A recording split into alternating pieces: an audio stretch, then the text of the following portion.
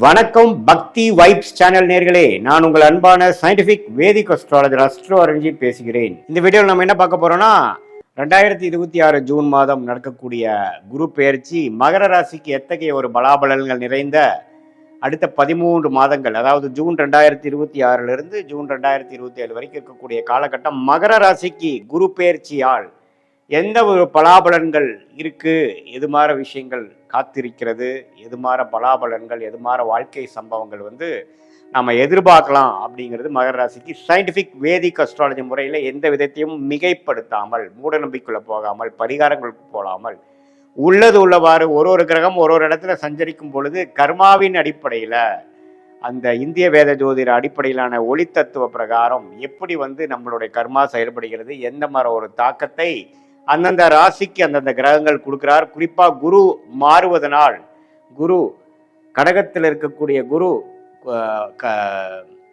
மிதுனத்தில் இருக்கக்கூடிய குரு கடகத்துக்கு மாறுவதனால் ஜூன் 2ஆம் தேதி என்ன மாதிரி ஒரு தாக்கத்தை கொடுக்கிறார். அந்த கடகத்திலேயே ஒரு வருடம் இருக்கும் பொழுது அந்த நவம்பர் டிசம்பர் ஜனவரி மிடில் பீரியட் 3 மாசம் பார்த்தீங்கன்னா அதிவக்ரமாக சிம்மத்துக்கு போனாலும் என்னவித தாக்கத்தை மகர ராசி கொடுக்க போகுதுங்கிறது நம்ம பார்க்க போறோம். இப்ப பாருங்க, குரு மிதுனத்திலிருந்து கடகத்துக்கு மாறுவது ஒரு அருமையான விஷயம். ராசியை குரு பார்க்கிறார். இதுவரை ராசியை குரு பார்க்காமல் 12ஆம் இடத்தை பார்த்து, 2ஆம் இடத்தை பார்த்து, 10ஆம் இடத்தை பார்த்து பல விரயங்கள், சுப விரயங்கள் சில பேர்த்துக்கு, அசுப விரயங்கள் நிறைய பேர்த்துக்கு போய்கொண்டிருந்தது மகர ராசிக்காரர்களுக்கு. ஏன்னா 12ஆம் இடம் என்று சொல்லப்படுகிற தன்னோட வீடை தன் குரு பார்த்து கடன், நோய், வம்பு வழக்கல், விரயங்கள், கையில் இருக்கிற காசு செலவு வேணால் பயங்கரமாக ஆகுதுக்கு நம்ம செலவு பண்ணுற டெண்டன்சியில் அதிகமாக போய்கொண்டிருந்த மகர ராசிக்காரர்களுக்கு முதல் இம்ப்ரூவ்மெண்ட் என்ன நடக்குதுன்னா, முதல் செலவு கம்மியாகும்.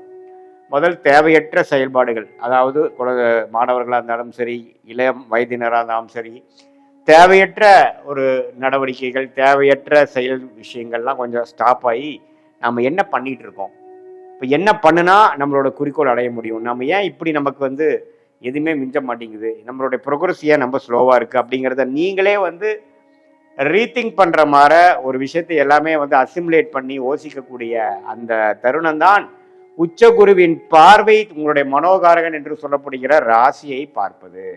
ஸோ இதுவரை நீங்கள் என்னென்ன தவறுகள் பண்ணிட்டு இருந்தீங்க, எது மாதிரி விஷயங்களை நீங்கள் மிஸ் பண்ணிட்டீங்க, எது மாதிரி விஷயத்தை கழித்து எது மாதிரி விஷயத்தை நம்ம டெவலப் பண்ணோம்னா எப்படி நம்ம போகலாம் அப்படிங்கிற விஷயங்கள், அதாவது self development, job development, employment development, personal development, professional development எல்லாத்துலேயுமே கான்சென்ட்ரேட் பண்ணக்கூடிய ஒரு தருணமாக மகர ராசிக்காரர்களுக்கு இந்த உச்சகுருவின் பார்வை 7ஆம் இடத்துல உச்சம் பெற்று ராசியை பார்ப்பது கொடுக்குதுங்க. இது 12 வருஷத்துக்கு ஒரு தடவை வரக்கூடிய அமைப்பு. இது எல்லா டைமும் வராது. இதே மாதிரி கல்யாணம் ஆகாமல் இருக்கிறவங்களுக்கு கொஞ்சம் டக்குன்னு கல்யாணம் நடக்கிறது, நண்பர்களிடையே நல்ல ஒரு ஒருங்கிணைப்பு, நல்ல ஒரு சோஷியல் லைஃப் இம்ப்ரூவ் ஆகிற மாதிரி, நெட்வொர்க்ஸ் இன்க்ரீஸ் ஆகிற மாதிரி, நம்ம ஸ்டேட்டஸ் உலகத்தில் டெவலப் ஆகிற மாதிரி, அதே மாதிரி பார்ட்னர்ஷிப்பு, புது நட்பு, புது அசோசியேஷன், புது கிளைண்ட்ஸ் அப்படிங்கிற விஷயத்தில் நல்ல ஒரு அபிவிருத்தி, நல்ல ஒரு டெவலப்மெண்ட், நல்ல ஒரு பிரகாசமான ஒரு முன்னேற்றம் 7ஆம் இடத்துல குரு உச்சம் பெற்று 7ஆம் வீட்டை அதிக திருட்பலம் கொடுப்பதனால நம்மளுடைய சொசைட்டி இருக்கக்கூடிய ஸ்டாண்டிங், நம்மளுடைய சோஷியல் லைஃப் எல்லாமே ஓரளவுக்கு நல்லா வரும். நமக்கு ரெக்கக்னிஷன் கிடைக்கும். நம்ம என்ன தொழில், என்ன வேலையில் இருக்கிறோமோ கொஞ்சம் name and fame and recognition கிடைக்கக்கூடிய ஒரு தருணமாக இருக்கிறது. உங்களுக்கு யோகமான தசைகள் போய் கொண்டிருந்தால் இன்னுமே நான் சொன்னது இன்னுமே நல்லாவே நீங்கள் ஃபீல் பண்ணுவீங்க.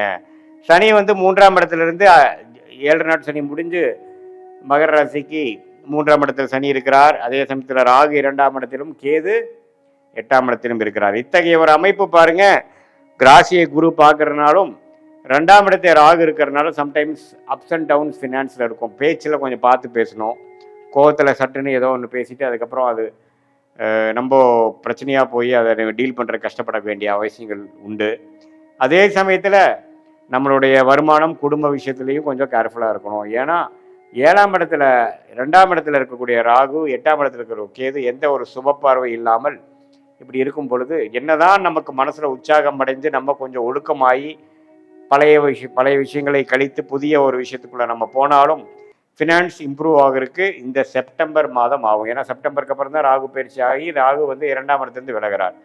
ஸோ இந்த செப்டம்பர் அக்டோபர் வரைக்கும் அருமையான டைம். அதுக்கப்புறம் பார்த்தீங்கன்னா அதிவக்ரமாக குரு 8ஆம் இடத்துக்கு போவதனால இன்னும் கொஞ்சம் வெளிநாடு விஷயங்கள், இன்வெஸ்ட்மெண்ட் விஷயங்கள், வெளிமாநில விஷயங்கள், கொஞ்சம் கூட்டு தொழில் முயற்சி, கொஞ்சம் பல சோர்ஸில் பணம் வருவது, சுப முதலீடு, அது மாதிரி சில நல்ல விஷயங்கள் நடந்து பண விஷயத்தை கொஞ்சம் பெருக்கக்கூடிய, பணப்புழக்காட்டத்தை கொஞ்சம் இம்ப்ரூவ் பண்ணக்கூடிய, அபிவிருத்தி பண்ணக்கூடிய நல்ல ஒரு அமைப்பு மகர ராசிக்காரர்களுக்கு இந்த ஆண்டு முழுவதும் இருக்குது. குறிப்பாக நவம்பர், டிசம்பர், ஜனவரியில் இதை நீங்கள் ஃபீல் பண்ணலாம்.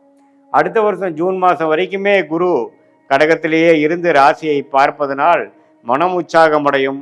பழைய மாற இருக்கக்கூடிய கடன் தொல்லைகள், தேவையற்ற செலவுகள் அதெல்லாம் இல்லாமல் ஓரளவுக்கு கண்ட்ரோல்டாக, டிசிப்ளின்டாக, நம்மளுடைய செயல்திறனில் கிளாரிட்டியோட, பர்பஸோட வாழக்கூடிய அமைப்புகள்.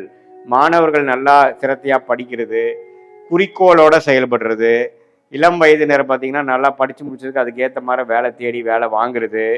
அதே மாதிரி கல்யாணம் ஆகாமல் இருக்கக்கூடிய நடுத்தர வயதினருக்கு டக்குன்னு ஒரு கல்யாணம் அமையிறது, காதல் கை கூடுறது, தொழிலதிபர்களுக்கு டக்குன்னு நல்ல ஒரு பார்ட்னர்ஷிப் ஃபண்டிங் கிடச்சி நல்ல ஒரு தொழில் அபிவிருத்தி பெறுவது. அதே மாதிரி சீனியர் சிட்டிசனுக்கு பார்த்திங்கன்னா ஒரு மன சோர்வோடு இருந்தவங்களுக்கு ஒரு உற்சாகம் பெறுவது, பழைய ஃப்ரெண்ட்ஸோட ரீகனெக்ட் ஆகுறது, அப்படிங்கிற மாதிரி ஒரு சுவாரஸ்யமான சில விஷயங்கள், பல விஷயங்கள் நடக்கக்கூடிய ஒரு அற்புதமான ஒரு ஆண்டாக இந்த 2026 ஜூன் மாதம் முதல் அடுத்து வரக்கூடிய ஜூன் 2027 வரைக்கும் வரக்கூடிய 13 மாதங்கள் மகர ராசிக்கு ஓரளவுக்கு நல்ல பலன்கள்.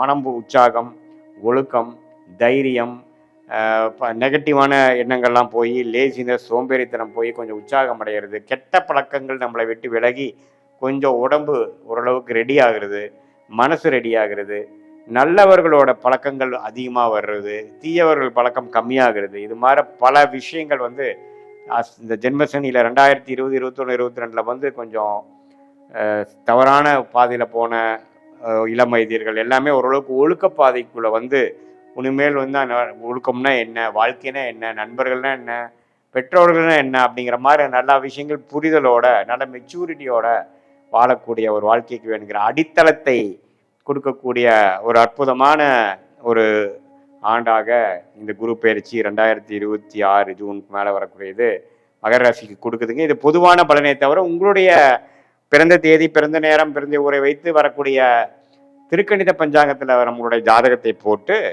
அதில் வந்து எது மாதிரி தசாபுக்திகள் போயிட்டுருக்கு, நீ என்ன லக்னத்தில் பிறந்தீங்க, என்ன நட்சத்திரத்தில் பிறந்தீங்க, மகர ராசியில் அவிட்டமா, திருவோணமா, உத்திராடமா, எந்த நட்சத்திரத்தில் பிறந்தீங்கிறதெல்லாம் நம்ம சேர்த்து வைத்து பார்க்கும் பொழுது இப்போ நம்ம பேசின தசாபுக்திகளும் சேர்த்து அதே மாதிரி இப்போ இந்த தசநாதன் புக்திநாதனும் இப்போ கோச்சாரத்தில் எது மாதிரி அமைப்புகளும் போறாருங்கிறது சேர்த்து வைத்து பார்க்கும் பொழுது அடுத்த வரக்கூடிய ஷார்ட் டேர்ம் 3 மாதம்லேருந்து ஒரு 6 மாதம் வரைக்கும் இருக்கக்கூடிய ஷார்ட் டேர்ம், அடுத்த வரக்கூடிய லாங் டேர்ம், இதெல்லாம் எப்படி இருக்க போகுது உங்கள் ஜாதகத்தில்ங்கிறது கரெக்டான ஒரு கிளாரிட்டியோட பார்த்து அதுக்கு தகுந்த மாதிரி முடிவுகளை நீங்கள் எடுக்கும் பொழுது வாழ்க்கையில் எதிர்நீச்சல் போடாமல் எளிதில் வெற்றி பெற முடியும். சயின்டிஃபிக் வேதிக் அஸ்ட்ராலஜி மூலமாக நீங்கள் பலன் பெற முடியும் என்று சொல்ல விரும்புகிறேன். மீண்டும் மற்றொரு காணொலியில் சந்திப்போம். நன்றி, வணக்கம்.